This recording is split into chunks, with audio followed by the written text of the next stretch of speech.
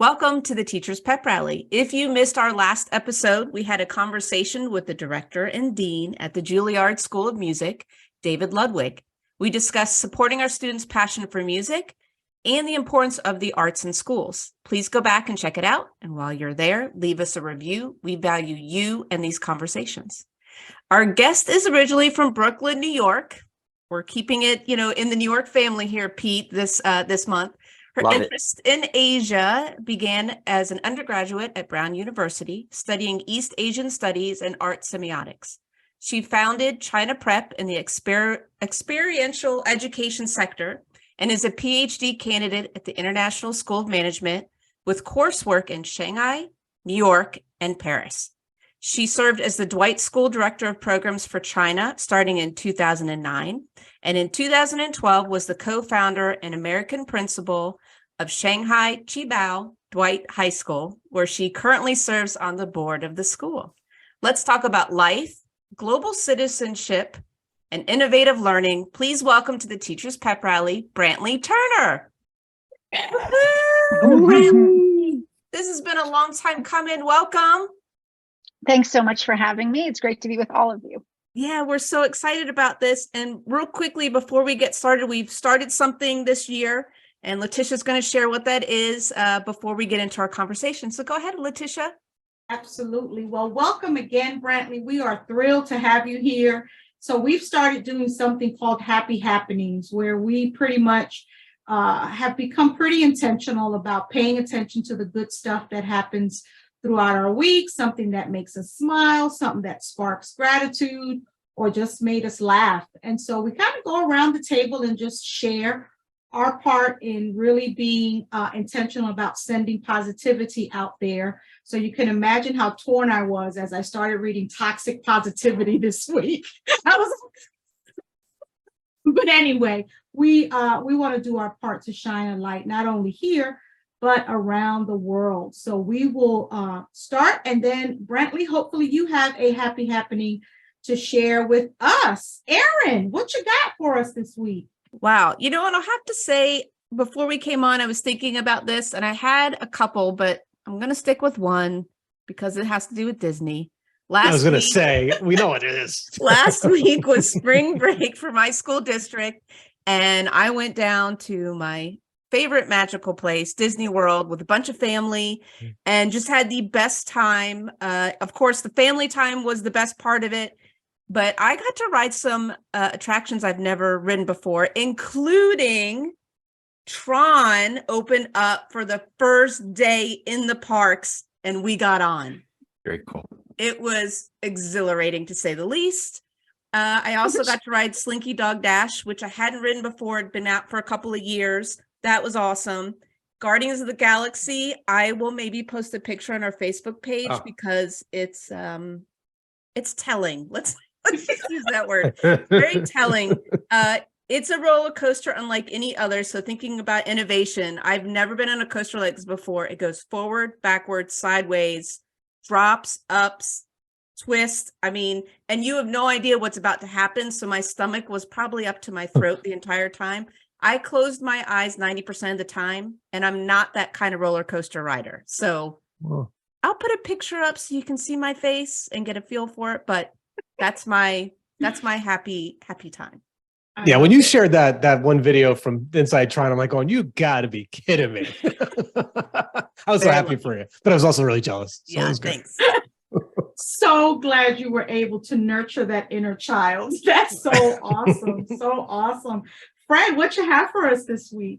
So I know I've been away for a couple episodes because it's been such a busy season of all kinds of things, from the religious side to the personal side and everything like that, but I'm back. And so I'm going to take a two quick one. I'm going to do a twofer. The first is a big shout out to two of my students tonight who are pitching for the finals, their startup idea. So Max and Parkson, I know you'll probably hear this afterwards.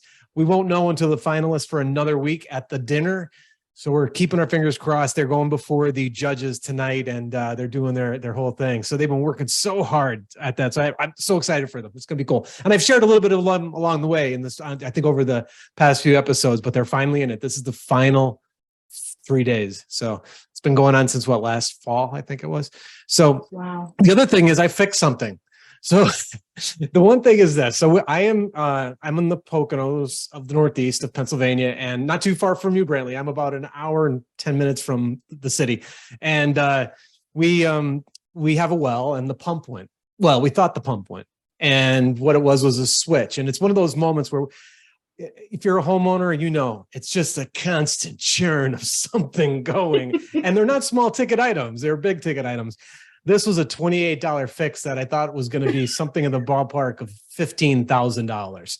And I was like, but it was one of those moments. And I'm not I can build things, I can fix things, but it's something that I don't do every day. So, I'm buying this, it's with plumbing, it's with electrical. And all I kept on thinking of is, I just have to make sure somebody knows where I am, because if this electrocutes me, they won't find me for a day. Right. But in any case, I fixed this switch, and it was one of those moments where you're like, all right, okay. All right, I fixed this. It was a big confidence boost. So, and I'm a little embarrassed to say too, I do a lot of coding, a lot of, tech and so on. But when I took the cover off the switch, you couldn't have gotten any simpler than what this was in there. And I'm like, you gotta be, this is what's driving my house. It's basically something that goes click, click, and that's it. So that was my happy happening. It was a little bit of pride in fixing our water situation, because we were without water for the time being. That's the issue. So anyway, that's it. And it was $28,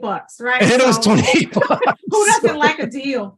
Oh man, oh man. So I didn't ride roller coasters, and I certainly didn't fix anything. But this week I got the opportunity to watch a very good friend defend her dissertation. And very cool. I've been with her for quite a few years since she's been working, and to just, first of all, I didn't even know that they had Zoom where they allow, her family and friends to watch. And it was just such a pleasure to see all of her work kind of culminate in this moment. And it was just, it was a joy to watch. I was so proud of her. I was encouraged for my own future educational endeavors. But I think that's my happy happening, to be able to support a friend and see her cross that finish line was so awesome. So cool. That was my happy happening. Pete, what you got for us? It's a nice time of year in the classroom, because I try to get as much noise and music making happening, because we're approaching testing, and my classroom is surrounded by regular classrooms, and then they'll be doing makeup testing and all the other things that go along with testing. So we have to be quiet for weeks upon weeks in the music room. So we're burning it now, and we have so many centers. I have so many centers around the music room where the kids are just exploring, learning, playing music on their own. But what I love is in the middle, there's a station with me, and I get to do sort of like a little mini guitar lesson, ukulele lesson, whatever they want to do. It's their choice. And I love being able, I have a good rapport with the kids, but I don't get to work with them one-on-one or two or three. I don't get to work with them too often in a small group. And it just brings me so much joy, and it's so much fun with them, clicking with them on that level. So that's been my happy this week. It's been a great week in doing that type of stuff with the kiddos. I love that. I love that you experienced that. And for them too. That's pretty awesome. We saved the best for last. Brantley, what you have for us? So having listened to the podcast, I've been thinking about this a little bit, just with what I would share. And it's amazing. I took a walk just before coming in tonight to get online. And I was thinking, I've had such a good week. And so it was really cool to be thinking about being able, and not because I was on break, that was 2 weeks ago for me. And, just I could pull so many things that I thought really made for a great week, but just in the interest of time, of course, picking one. And last night I gave an online talk at our school, which is called a Spark Talk. And the whole idea is that you share what helped develop your spark, because we want to make thinking about their pathways accessible to students, right? And so you share your story, you sort of talk about how something became your spark. So I had the opportunity last night to give a Spark Talk about how I developed an interest in China and bridge building. But a student was assigned to me, quote unquote, for moderating the talk. And my sort of joy is he he did such a good job, and he's an 11th grade student. He's not my student. I do teach his subject, but I haven't been, I taught a bit in the fall, and I'm not teaching now. So he doesn't know me. He's not China focused or anything. And, I just wanted to celebrate when a young person, 15, 16, 17-year-old just says yes to something and says, hey, yeah, a teacher asked him, hey, would you, Ollie's his name, shout out to Ollie, would you be willing to do this? And just for say, hey, I can do that. And I'm so excited about that kind of thing. I mean, however the talk went, I mean, he was great, honestly, but it wasn't even about that. It was that somebody sort of didn't raise their hand. They were voluntold, could you do this? But then just said yes. And I think that's kind of the message. We all take so much joy from, even if it's a tiny risk or a big risk, but just saying yes to stuff sometimes. And I think in schools, we get that feeling where, you just think, oh no, I've got to ask somebody to do something. I just know the no is coming. And the starting with no, and how am I going to walk them to the yes? And so when you see young people modeling that, yeah, okay, whatever, cool, I'm a starter, I can do it. You just feel really uplifted. So I'm sure it wasn't as fun for him as it was for me, but I was really excited that we did that last night. Excellent. Thank you so much for sharing. I think that's such an awesome, even a personal prompt for all of us to explore, right? Sometimes we forget what sparked, like what made us choose to teach. And even if our paths are different, right? Something was there. So I love that. And, as you were sharing that, Brantley, I've been thinking about how, there's so much political unrest. And to see young people, to your point, saying yes, 27-year-old congresspersons, saying yes to wanting to represent their communities is really, really a happy happening. So thank you for that. The simplicity of a yes. Yeah, a yes can change the trajectory of a nation, actually. So without further ado, Erin, let's get this conversation started. Yeah, so let's talk a little bit about the Dwight School. Can you tell our listeners more about it? Absolutely. So Dwight School, New York is a 150-year-old school on the Upper West Side, which has developed over the last 50 years an international network of very close group of now 7 schools. And I'm now the East Asia Education Director, so sort of oversee, some of the work we're doing in China. And we have a school in Seoul, South Korea, and also we're developing a school in Vietnam. And that's my project at the moment. But we can get into that later. I think the key is that Dwight implements the International Baccalaureate curriculum. And it was the first K through 12 IB, International Baccalaureate school in the US. And that's really our defining characteristic, right? So it's a school with history and heritage, but it's always kind of pushing new frontiers, and even 50 years ago, adopting the IB, and then making this decision very intentionally to develop campuses outside of the US with the idea that just builds sort of the global awareness of our whole network. And so each school has its own unique identity. Many are serving home country nationals, right? So Chinese kids in China. We have a school in Dubai serving international students and Emirati students, and the school in Vietnam will primarily be for Vietnamese students. We have a school in London. It's very specific to its context. So anyway, in a nutshell, I stumbled across having an opportunity to work for Dwight 14 years ago, and it's just every day has been exciting for me. Yeah, you can really sense the passion and the excitement of what you're doing. So I'm wondering how you ended up in this journey in what I'm going to call is global education. It's not just about, what we're doing nationally, but you actually are looking at it in an international scale. So how did that come about? So like Fred, I didn't start out in education explicitly in the traditional sense, like we would think. My interest was really geography. So again, I didn't know anything about China. Honestly, I don't know if I knew Beijing was the capital of China my senior year of high school. It wasn't our focus, right? We were like getting email for the first time and getting online. And my parents, for work reasons, moved abroad and to Hong Kong. And I didn't move with them. I was about to go to college, but it sparked this opportunity for me to go to Asia and have this sort of huge journey around this geography. And so I've done a lot of odd jobs in China. I've worn a lot of different hats. and really in 2006 started to pivot to education. So I had worked for 7 years prior to pivoting to education, and I can talk about why that was, but I think that the non-linear path has served me really well, right? Because you can learn a lot outside of the education space that you can then bring into the space if you have the opportunity to do so. So non-linear, but always interested in, I was a TA in college. I taught different classes. I was a tutor and all that type of thing, camp counselor, and wanted to get back to education. And it was because it was global that it sort of flipped that switch for me. It was right. It was like, I'm interested in Asia. I'm interested in education. How can I tie those two interests and then, make a career? Oh, Brantley, that's fantastic. Oh, go ahead, Fred. No, I was just saying that's fantastic. I love the fact that you were talking about the trajectory or the path not being linear. That's key. Oh, sorry.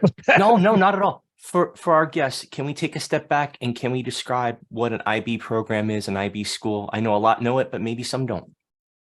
For sure. So IB is a globally recognized framework. And if you look at the IB mission, you're going to see a lot of terminology around developing well-rounded, open-minded, caring, critical thinkers. And really the focus is about a positive impact on the world.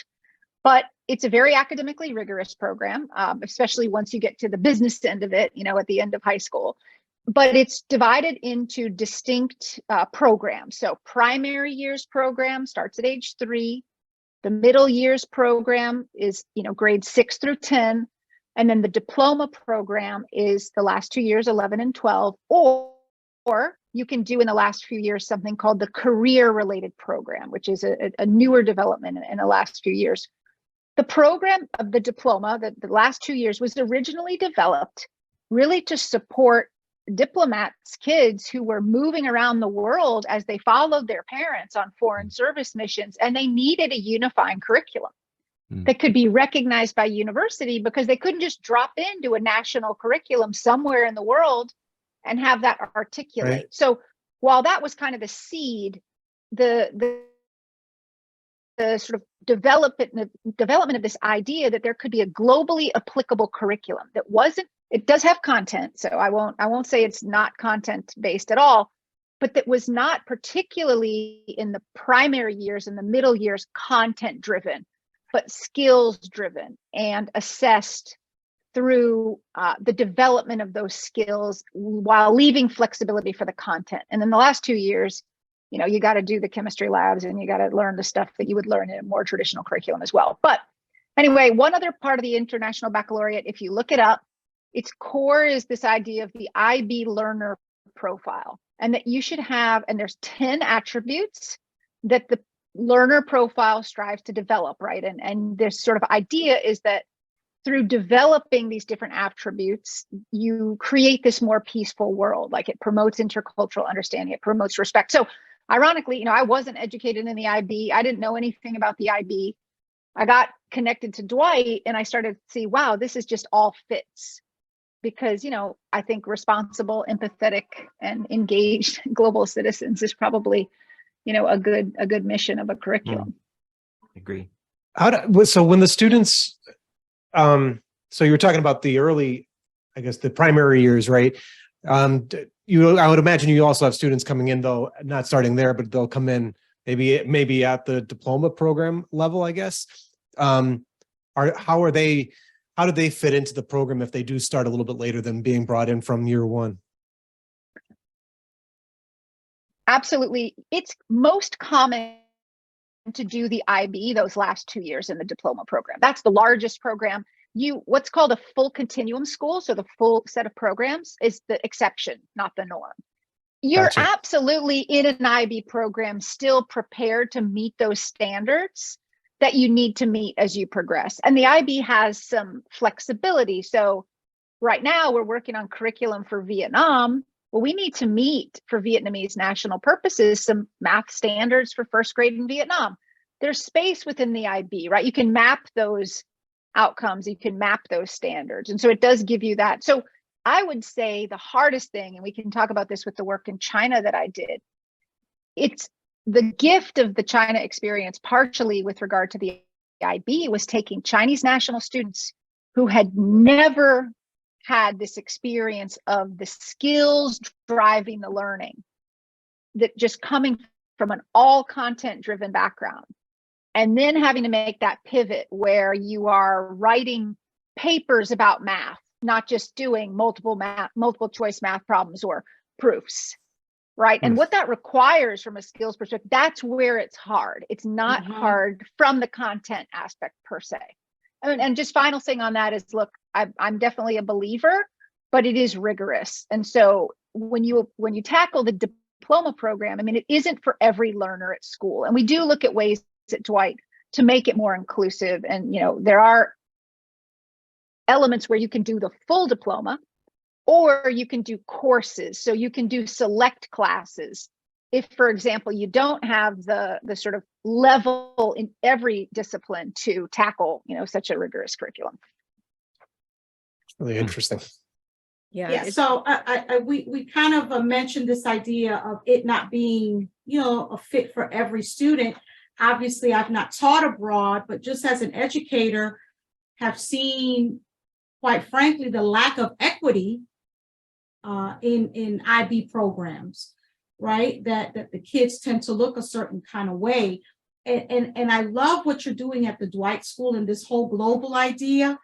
The framework is brilliant, but what I thought was so bold was looking at your strategic plan, that, your diversity and inclusion strategic plan. I mean, you guys boldly say a DEI board and the development of an anti-racist team. I mean, you have this like on a document where we can click on and read it. And when I saw this, I was just like, yes, right? Because in our country, we're having all this woke rhetoric and pretending like racism doesn't exist. And so please, if you can, share a little bit about how do you take such a bold and necessary concept and get the buy-in? Why, how?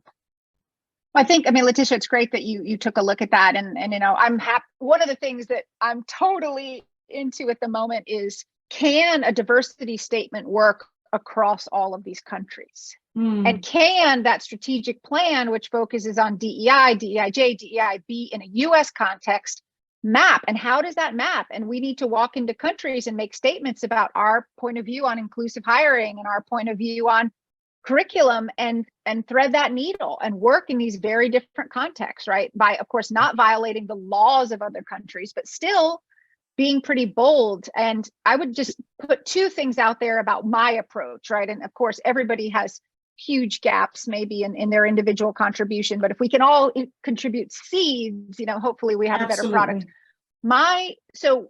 My own mission, and I would agree with you that I think there's a worthwhile conversation to have about the IB with regard to this point of view. The internationalization of education and curriculum, to me, is not the Westernization. So it's very important to me when I walked into China in a very local context, and working now in the development of Vietnam, is number one, our mission and our purpose is to serve home country nationals. It is not to say we are Americans, we are Westerners, we bring our curriculum in English, and we show up and we expect you to conform to our narrative. It is, how do we develop and fuel your narrative, your self-identity, your understanding? And we know as educators, that's through representation. That's through the library that you develop. That is through the way in which, of course, the teachers that are teaching children, but my students in Vietnam are going to have Vietnamese teachers and international teachers. My teachers in China had Chinese teachers and international.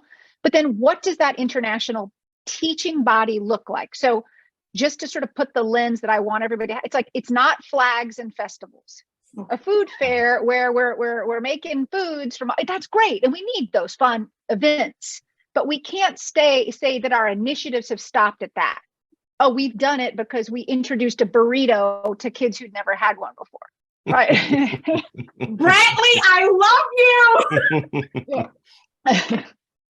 Well, you gotta love a good burrito, though. So. Okay, I know. That choice, by the way, I was like trying to go to Chipotle before I came, so I got Mexican food on my mind. But it's not your mind. The point, anyway, no, and I think one of the things, and just to sort of tie a knot on this, is all of that experience outside. And I know that China as a concept and as a place can be very complicated for people. They hear, oh my gosh, she spent all this time in China. Ooh, okay. What does that mean about the way she thinks about the world?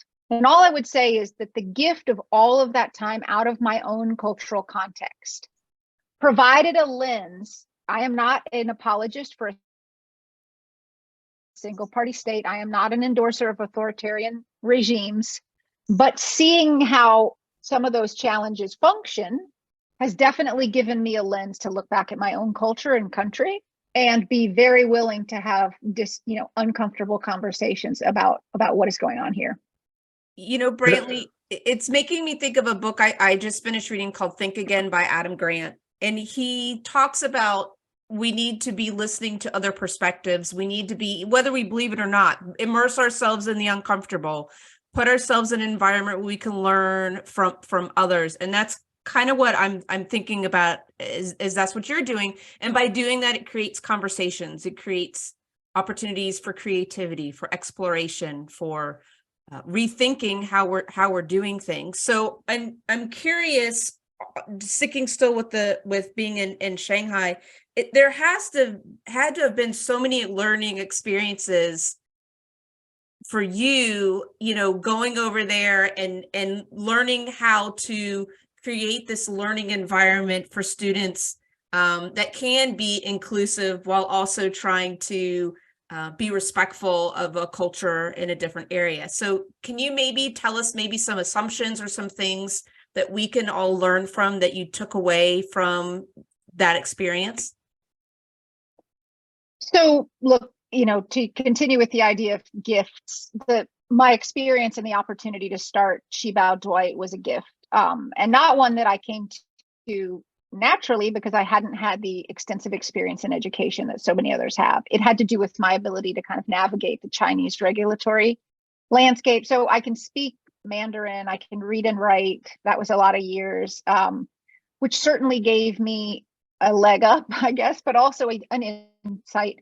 And just, I think, and this is really cool in light of what we were talking about in the warm up with just some AI and tech. Language is a tool, but why do I believe I'm a terrible language teacher? By the way, taught English, I'm terrible. I taught Chinese, I'm terrible.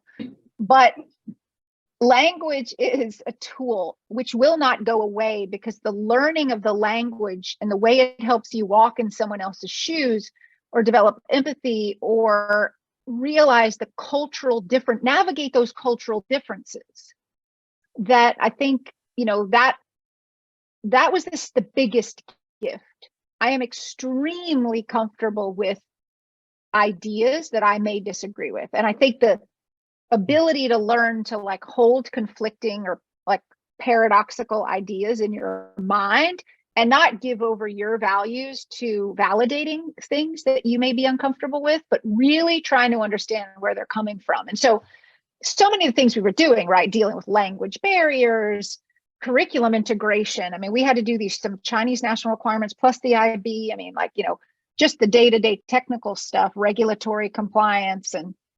But I think that it was such an incredibly unique environment because we were really trying to think about this question for how are we going to educate truly globally minded or truly well-rounded students. And look, I'm not going to say we've won that battle, right? I mean, it's an ongoing thing, but certainly the lessons that I learned, I'll leave you guys with one other idea, which I feel like resonates with some of the things you've talked about on other shows, is walking out of my own and working out of my own cultural context for so long helped me walk out of shame a lot as well, because I didn't, walking down the street in New York, I feel it as soon as I'm back. You just, it's like, oh God, what people are thinking, or you feel like you're being judged, or you start to shackle yourself in a way that, because the rules. And when you walk out into this international landscape, wherever it is, by the way, and you don't know the rules, so you can't, feel ashamed of your behavior, like your kind of way of doing things, it's very freeing. Since you jumped the shark with the AI comment, I'd like to just come back to that. I think one of the things that's great about this conversation this evening, and everyone that'll be listening to it, is take the key takeaway that I feel is going to be that there is a framework. I don't know if framework is even the right word, but frameworks in your work that's exploring these things, because this AI model, for it to, well, it's not going to go away. We're not going to put that genie back in the bottle, but for it to continue to, roll around this planet, one of the things that has to be given a great deal of thought to is all these differences that you just brought up are going to have to be reflected in that AI model. So as it's used in China, as it's used in Japan, as it's used in Europe, as it's used in North America, that common language, that's going to be a massive challenge. But what I find really encouraging for those that are having high anxiety over the AI stuff is that your work could be really foundational as that rolls out. There's a model here that can be applied in a way. I'm not a large language model expert, but I do think that we are going to have to look at these type of platforms like that you've built and see how they could be mirrored inside of these other platforms, these intelligences. And that's going to be key. So hearing you say that is really, really cool. And because I think it's easy for us to sit back and just say, oh my God, this is going to be horrible. This is going to be horrible, because we don't have any idea of how to really deal with it. And you already may be entering that space. I don't know. That's just my kind of takeaway. I don't know. Would you see it that way? Well, I mean, I guess, I'm super jazzed about what's going on, because I feel like the progress is staring right at us, as opposed to creeping up behind us and sort of overwhelming us without involving us in the dialogue, right? We are part of creating this future. And I feel like there can be this sense, right, that we are victim to it, or we can't keep up. Oh God, I mean, in a way, it just dawned on me, like, think about how that relates to shame. Like, think about how it's like now we're not only ashamed of, like, we're not as smart as the teacher down the hall or our principal. We're not as smart as AI. And then that's some real shame. But anyway, that's a different conversation. But, in that sense of, like, are we going to be really open by the way this technology is empowering us and helping us explore, or is this another thing to hide? Right? Hide our fear of, like, what if I don't understand this? And the fear of being left behind, but then also the fear of this equity, coming back to it. Like, how is this going to function to drive greater equity versus is it inevitably going to create bigger gaps? And, and I think and look, teachers, again, like front lines, have to figure this out and have to sort of contribute to their students every day. But I want to err on the side of optimistic, because otherwise, I mean, gosh, how do you get out of bed? Right. And you know what, it's interesting. My background, I have a martial arts background, and I could always remember vividly being taught when we were asking, when are we going to use a weapon? When are we going to use a sword? When we, like, we were little people and we wanted to do these things. And our instructor would always say, until you can master yourself, you will not extend yourself through that type of tool. And I kind of feel like that's where we are with all technology. Technology is nothing more than an extension of us. And if we're broken, the tool is going to be broken. And that's why I think we're at a really interesting time. So if we're broken and we're going to build out this thing, it could be a good thing, or it could be a really shaky thing at first. But I agree. I like to look at it from the glass is half full standpoint with this AI stuff. I think it's going to open up a lot of opportunities once we kind of understand where its impact is going to be felt first. But yeah, no, I like what you said with that. That's really interesting stuff. Brantley, your optimism, and you say this, this approach to the global future, that goes into the whole mission statement with the Dwight School. And I'm just reading it off of our show notes: to ignite the spark of genius in every child. Beautiful, amazing. Where have you seen that happening for real, in real life, right in front of you when you're teachers, your lessons at the schools? Give us some examples. Well, just to anchor that, I had a really interesting conversation today with an academic who's here, who's connected to our chancellor, and he's Polish and studies psychology in the brain. And he said something to me that I really just latched onto, which was about, we talk a lot about defining spark of genius. And we talk to a lot of people about what's your spark of genius, what's your spark. And he just said, well, wow, I'd be so interested to know how the definition differs in your different locations. And not that that's something that maybe no one's ever thought of, but it really helped me because, of course, in China, I dealt a lot with how people might think about spark of genius. Vietnam, Korea, again, Asia, more my region, but I'm sure the same holds for Dubai. And at Dwight at the moment, my kids are all 3 enrolled at Dwight New York this year. And, they're talking about it. And so I think making space that even in the mission, you have different interpretations and people make meaning from the idea in different ways is also really liberating, because it's like this idea where we don't have to put this cap on like, okay, spark of genius is going to be interpreted by all of us in the same way. And so it sort of frees you from, often you can imagine spark of genius gets translated kind of as talent, or your spark, it's super practical. Like, I am good at Chinese and that is my spark, as opposed to sort of really thinking about it much more about, like you just said, that self-awareness and the understanding of the self and what makes you feel alive. That's to me a big part of it. And anyone you would talk to at Dwight would give you a different definition. But how we then try to articulate that into day to day is, we're a network. So if we look at the leadership level, I think what really has helped with Spark is the idea that everybody in our community is a mentor and offers guidance. And whether that's a teacher in the classroom, mentoring and nurturing that spark of guiding them. So we're very committed to personalized learning. Look, it's a huge ask. We have a lot of diverse learning needs in our network. We have a Quest program that supports students with a lot of specialized learning needs, and you got to differentiate. I mean, that you can be tired still trying to find and develop that spark, but it's really, it's about encouragement. It's about constructive feedback. You want to help students recognize strengths and overcome challenges. And I think that, again, because we're a network, we can pull on a lot of little diverse levers. You guys have talked about in past shows how it can be really lonely to be a head of school principal.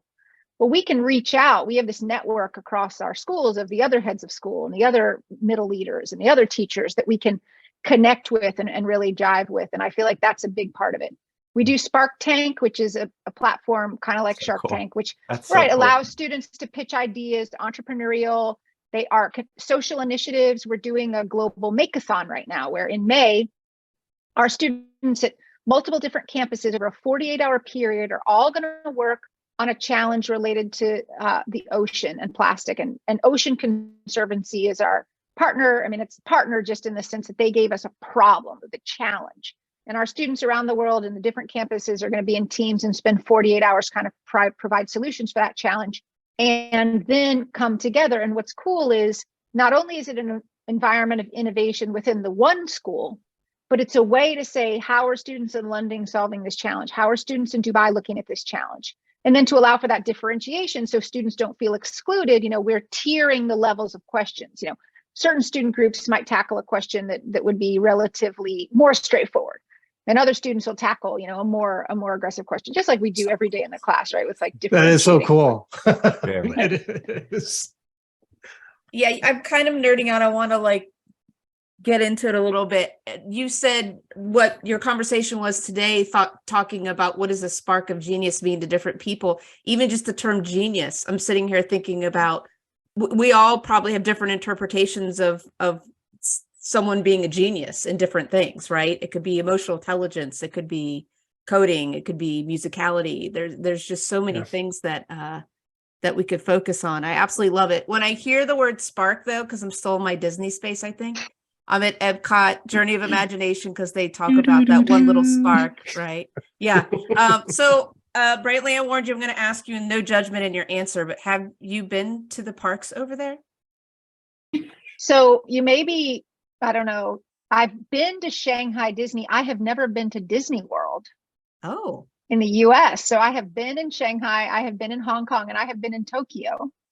Yeah. And so my experience of Disney parks is really through Asia, and they're great. The Shanghai, I don't know, a turkey leg is a big thing at the Asian Disneylands. I don't know if that's a thing in Florida. Disney or World not. Too. Yeah. Okay, yeah. So I was trying to think about things that are Tokyo Disneyland is my favorite. They have a lot of different fun flavors of popcorn. Yeah.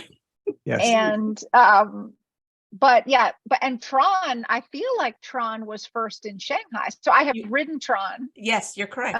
in Shanghai, and that was great. I think they had to slow it down. I think they were running it. It was like running too fast or something. Yeah, there was one point where my feet were up to my ears, but it was cool. It was cool. And you know, this could be a whole nother show, so I won't stay too long into this, but some of the stuff that you're talking about reminds me of books I've read or podcasts I've listened to where the Walt Disney World Company was opening parks overseas, and that learning curve for them too, right?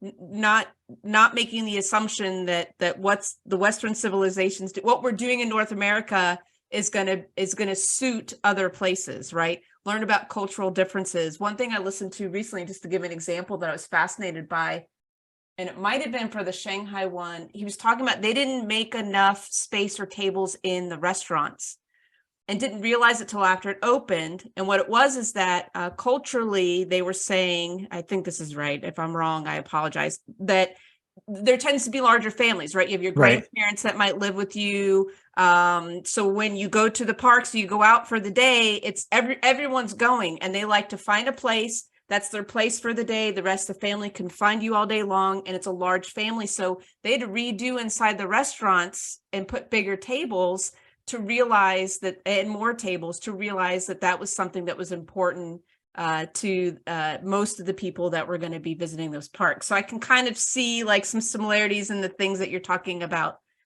with the Dwight School. So I'm going to make a weird now connection, and that is, you mentioned that you're going to be working on opening a school in Vietnam. So tell us a little bit about that. So this is, an example of push yourself out of your comfort zone, right? I lived in China. I spent 24 years on the ground in China. I can speak. I'm very comfortable. I'm a green card holder, which is really unusual. I'm from America, was educated in the US, love New York and America. I mean, I didn't like leave to run away. But you got to keep pushing, right? And if opportunities come your way, again, it comes back to that kind of say yes to stuff. And this opportunity came up, and I didn't leave China to do that project. So meaning I left, it was the right time. I started the school, 10 years involved in that project. If you develop something, if you truly prove it was a success, if you can hand it over to somebody else and it can stay. And I think it was impossible to get me out of there. I mean, I love Shanghai. I still do. I love the school. I actually got choked up today because we're going for graduation. When I say we, it's the 3 international board members of the school. There's 7 board members. 3 of us are from Dwight. And the other 2 haven't been into China since the pandemic, since 2019. And we all made the decision today that it's going to work out, for cost of tickets are coming down, all sorts of little nuanced details. And I got choked up when we were texting about our visas, because I just know how my Chinese co-principal is going to feel about that news. And it just like totally overwhelms me, because it's been a rough run, right? And the US-China relationship is in difficult shape. So again, so Vietnam, I'm just involved with developing the project. I'm obviously not on the camp. I'm not on the ground. We do have people in Hanoi already working on the project, but we're still in pretty early stages in terms of licensing and developing. But I guess I'm getting to do a lot of the really fun strategic work of like, okay, we're trying to be an integrated school, which is a special type of curriculum school where you've got integration between Vietnamese national curriculum and IB. And that's a real fun puzzle to learn about different standards and new things. So I do plan to move and to be on the ground this summer, and that's on track. But since I'm not there yet, it's more just all of the thinking about what do you do when you're given this amazing opportunity to build something new. That is awesome. It's exciting. That sounds exciting to me. Could I toss an extra question in though? There's something though, I was wondering, when you were, primarily you were working in China and building out that presence there, now Vietnam, what kind of insight do you get in comparing educational systems around the globe, I guess with the United States, or like, how do you see that stacking up? And have you ever been included in conversations here in the United States about ways we can be taking further steps to improve our systems? Yeah, good question. I'm regularly impressed by the amazing brilliance of educators I meet from around the world. And I think something common draws us all to education, whether it's a calling or just you loved school. And it's such an amazing way to connect, right? Because teachers have universal experiences. I mean, somebody asked me yesterday, what do you like least about your job? I was like, haha, parents, And I think that that's something that many educators in the world, and I was being a little bit irreverent, but the point is that we share common challenges and we share common joys. And I have been consistently blown away by people I've met and conversations I've had, and the depth of understanding around global curriculum and development of curriculum and what makes for a good educational experience. So like the US, educators everywhere are constrained by their potential and then meeting the standard, the system, the new policy, the new initiative, the new idea. And, everybody feels like that. And time is, I think, the number one word on every educator's, everybody wishes they had more time. And to me, that seems universal. But just talking about Vietnam, as I've dug in and Google translated the Vietnamese education standards, I have been extremely impressed. And I think it's a really interesting time to be in Vietnam. Obviously, as Americans, we have to be very reflective about what it means to be engaging with Vietnam, and certainly something on my mind. And I think there's a lot of space right now for Vietnam defining how it wants to be known. I recently did a call with colleagues, global group meeting around a few topics, and as it turned to my part, and it was like, okay, now Brantley's going to talk about Vietnam. I said, all right, as we start, I'd just like you all to take a minute and think about the first three things that come to mind when you hear Vietnam, aside from the Dwight School opening.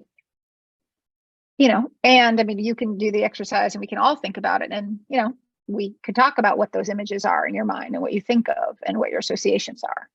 And I think that certainly in no way, shape, or form am I or Dwight going to be rewriting or writing the narrative for Vietnam. However, the privilege of working with the children and the people who are going to be scripting that narrative as they want to see it. It's a really special moment in time. And I think it's ready, there's a readiness for that. Vietnam's the fastest growing economy in Asia, which is why there is the economic opportunity to get in there. It costs money to start a school. So that's all locally funded. So the school development is all funded by Vietnamese nationals. That's interesting. Yeah, great question, Fred. And as you continue that journey and when the school opens, I'm sure, Brantley, we'd love to hear back from you about that. Please. So yeah, well, definitely. Thanks for the well wishes. Yes, absolutely. So a question we always ask our guests, is there a teacher, mentor, coach, someone that influenced you? You'd like to share their story about how they put a little spark in you? Thinking about that question, I was privileged to be educated by extraordinary teachers, and it is absolutely impossible. I started thinking, I was like, oh my goodness, there's so many I can think of. And I think that's sort of the message. I really work in education in a large part due to the people who educated me. And I just was thinking, like, the best way to think about it is my 5th grade year, I had an extraordinary set of teachers. So I was going from English class with Miss Chapman to history class with Mr. McShane to puppetry class with Ronnie Asbell, and just inspired by so many people. And so in a lot of ways, sometimes what's sad is that might not be the norm. I can point to so many individuals that influenced and impacted me, and have never ending gratitude for them. It's funny, a couple of years ago, I saw my high school principal at an event. And I said to him, he's like 89. And I said, Mr. Polk, I just wanted to say thank you, because I realized that I spent a lot of lonely days in my office, and I never thought about, when I was a high school student, I never would have thought about your reality. I mean, his office was the last place on earth I wanted to be. And I just said, so for all the time, for all the times that, that I didn't express gratitude, thank you for your commitment to service, your entire life. And that's, so yes, again, lucky to have been influenced and supported by so many wonderful people, and hope to educate and inspire young people to still become teachers. Yeah, it sounds like you are. And you remind me a little bit, Letitia's always said we forget about the principles. So I love that you added that into your story.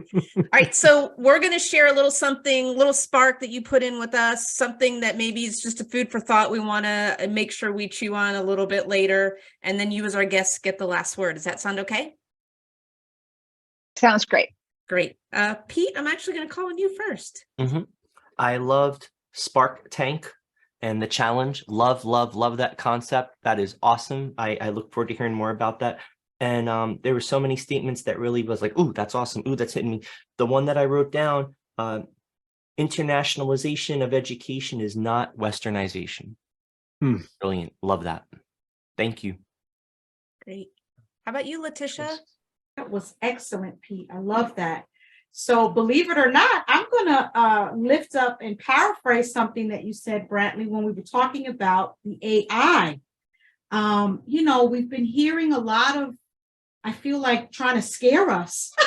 On the news, you watch CNN and they've got all these charts of what jobs are going to be lost and this, but not so much the positive and how this is really going to change things for the good. And so I noted down, progress is right in front of us, and we are being provided with an opportunity to engage the process. That it's not something sneaking up. So, it kind of spoke to me, like, engage the process, see and learn, and don't be afraid to say yes to AI. Nice. Nicely done. I see what you did there. See how I hooked that all together? I love it. Yes.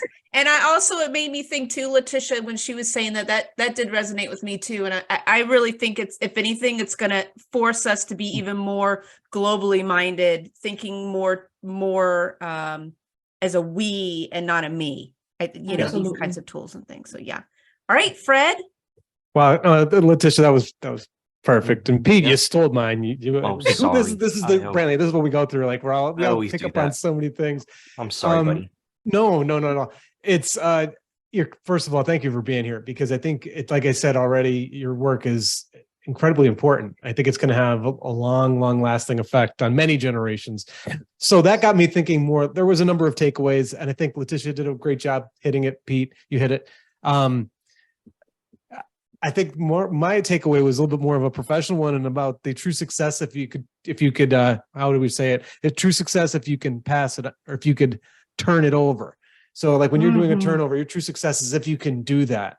And for me personally, I could speak on that on many levels. As I get ready to turn over my program, as I see my officers, my student officers who are club officers turn over, and that is an important aspect of the educational system we have. But it's, I think, an important organizational practice, is being able to not just master or own the information, but to be able to spread it and also put it into processes and then ultimately pass it on. And I think that's, from a professional standpoint, that's one of my big takeaways from what you took. A little different from the educational space, but that really rung true with me. So thank you for that. And then the experience, and then common joy. I like the aspect of the phrase common joy. I like that. Thank you. That's good. That fits mine. I think Brantley and this is what I was hoping the conversation was going to be about, right? What we have more in common than our differences. And you had a lot of those little phrases you were saying. Learning is learning. Teachers have universal experiences. We share common challenges and common joys. So just so appreciative that you came on here to talk with us about your experiences. And I feel like there's so many things that we could dive into, even more. Even the shame that we might feel from ChatGPT. I feel like that could be a whole nother show. So stay tuned. We'll be reaching out to you, or our AI assistant will be to follow up on that. But you, as our guest, kind of get the last word. If you had any last thoughts you wanted to impart with us, or something maybe that you thought of in our conversation. Absolutely. No, it's such a pleasure. When I've listened to the show, you guys feel kind of like a PLC.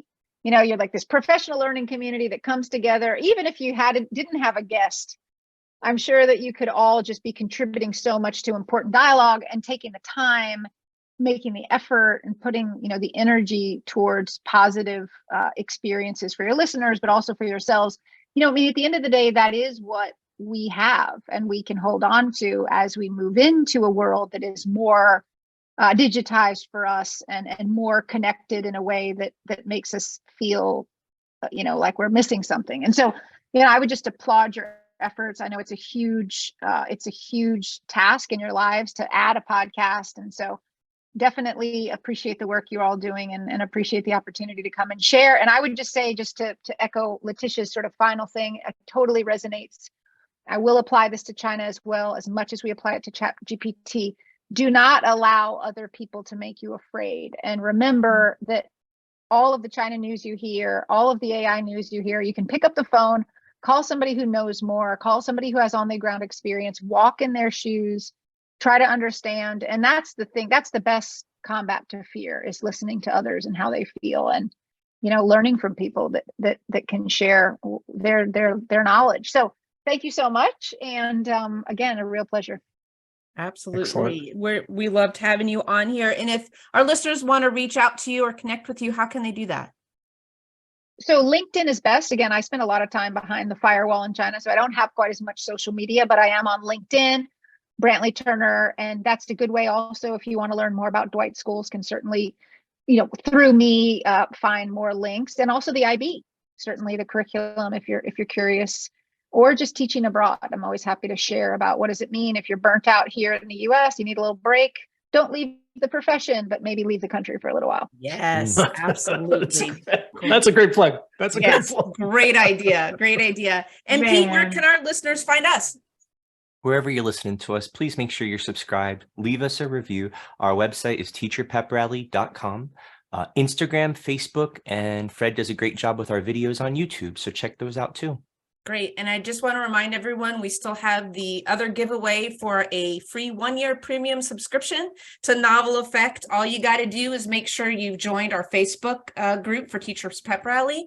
Introduce yourself to the group. That's important. And then tell us a book you recommend from another country. So it's interesting to get Brantley on, and that's part of our giveaway.